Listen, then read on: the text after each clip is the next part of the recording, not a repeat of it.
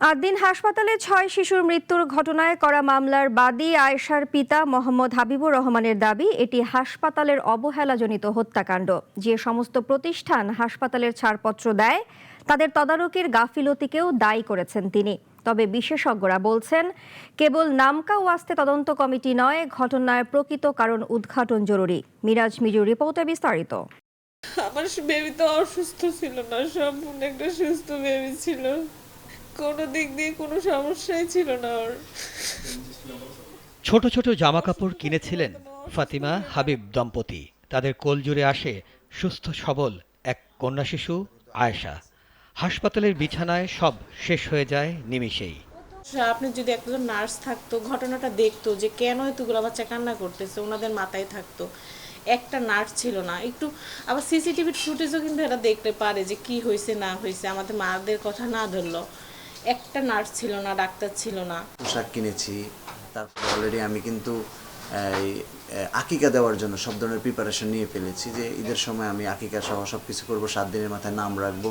আমার কিন্তু সব প্রিপারেশন রেডি, জামা কাপড় এভরিথিং সব কিছু কিনেছি।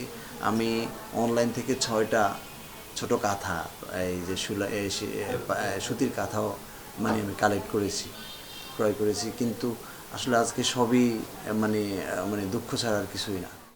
ঘটনার দিনই আদ্দিন হাসপাতাল কর্তৃপক্ষের বিরুদ্ধে মামলা করেন হতভাগা পিতা।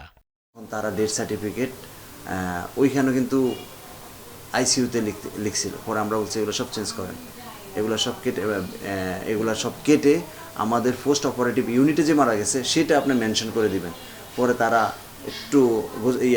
একটু চেষ্টা করছিল যে না দেওয়ার জন্য, দিতে বাধ্য হয়েছে, কারণ তারা সঠিক তথ্যটা দিচ্ছে না এই জন্য। কারণ ওটাতে তো প্রুফ, ওটাই মূল প্রুফ, কোথায় মারা গেছে, কখন মারা গেছে এবং ওনাদের এখানে মারা গেছে কিনা, ওইটাই কিন্তু প্রুফ। প্রশ্ন উঠেছে, যেসব প্রতিষ্ঠানের ছাড়পত্রে চলে এমন হাসপাতাল, তারা কি দেখে অনুমোদন দেয়?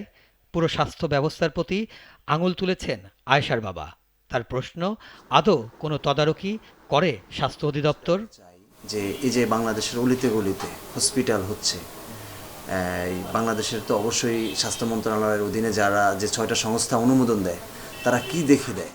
গেল 27 মে আদ্দিন হাসপাতালে 6 শিশু মৃত্যুর ঘটনায় তদন্তে আসে স্বাস্থ্য অধিদপ্তরের কর্মকর্তারা।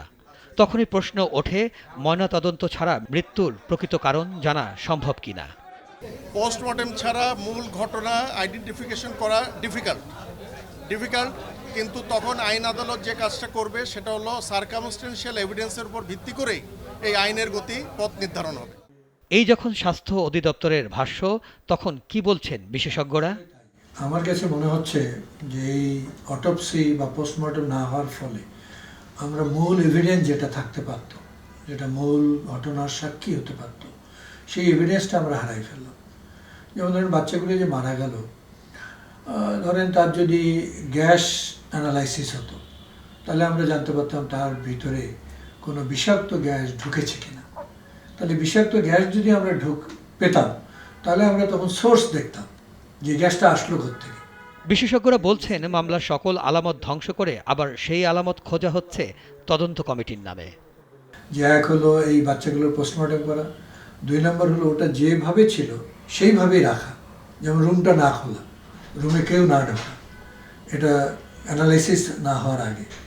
আমার সন্দেহ যাচ্ছে মনে যে আমরা এটার প্রকৃত ঘটনাটা, এই মৃত্যুর, এটা জানতে পারবো না। হামের টিকার অভাব কিংবা হাসপাতাল কর্তৃপক্ষের অবহেলা যাই ঘটুক, প্রতিদিন কত পরিবার হারাচ্ছে তাদের অবুঝ শিশু সন্তানদের, সে হিসেব উঠে আসে না কোনো সূচকে। মিরাজ মিজু, নাগরিক।